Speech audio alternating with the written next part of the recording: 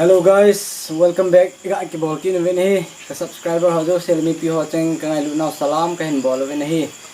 Ting la tu ni pha na hi. Wa chai la kha na ngai ki noi tin. Wa ama min hi nunga wa si hin. Ama di nga tu ni ko hi. First experience di dam. First perform hung hi ding hin.